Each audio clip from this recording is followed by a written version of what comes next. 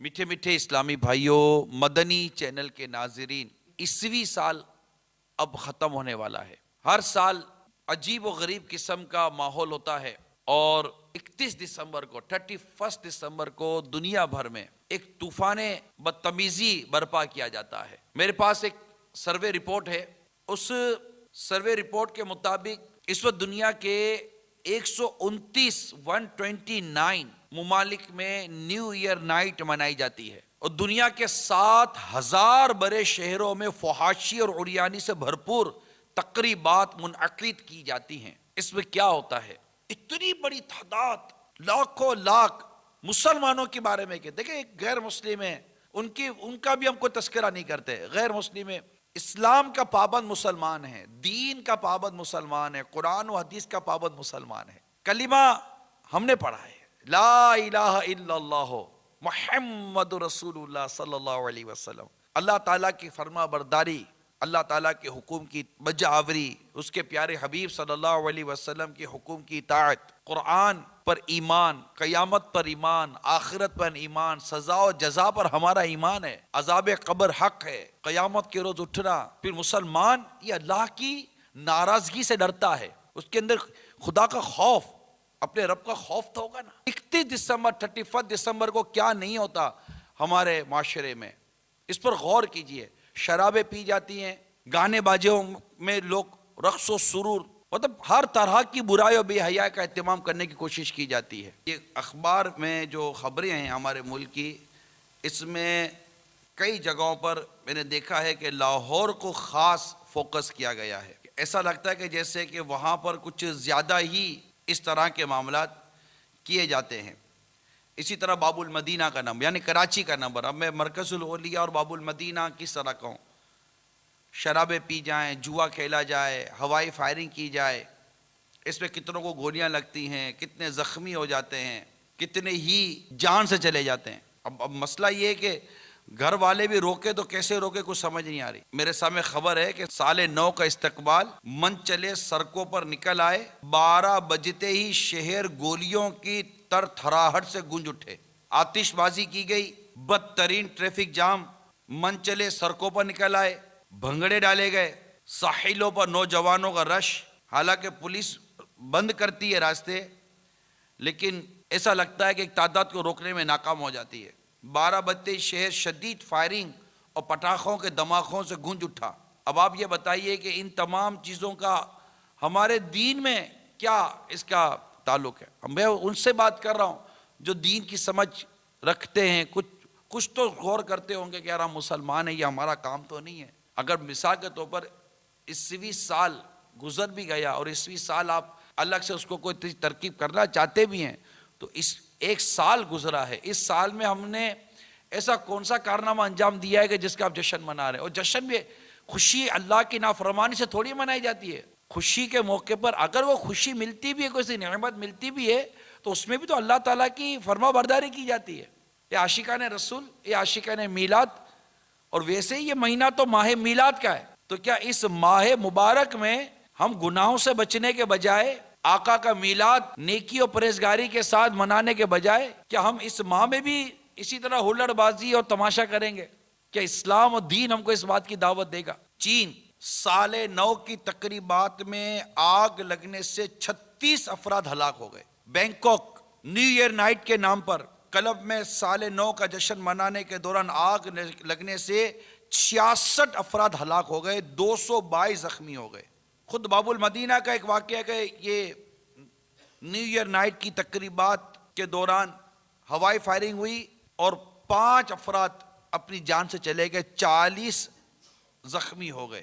One willing کرتے ہیں نوجوان، جو بالکل وہ منچلے ٹائپ کے جو کہلاتے ہیں، اور سلپ ہو جاتے ہیں، کسی کی ٹانگ ٹوٹ جاتی ہے، کسی کا ہاتھ ٹوٹ جاتا ہے، کسی کا کیا، کسی کا کیا، کسی کا کیا، یعنی جان کا بھی نقصان، مال کا بھی نقصان، اور ڈر ہے کہ کہیں عمر بھر کی محتاجی نہ ہو جائے۔ ابھی پچھلے سالوں کی بات ہے کہ نیو ایئر نائٹ پر لاہور کا واقعہ ہے، ایک ہوٹل پر ریڈ پڑی اور کئی لڑکے اور لڑکیاں اریسٹ کر لیے گئے۔ یعنی رات 12 بجے کی یہ بدتمیزی شروع ہوتی ہے اور رات کے 2 بجے پہلا کیس فائل ہو گیا۔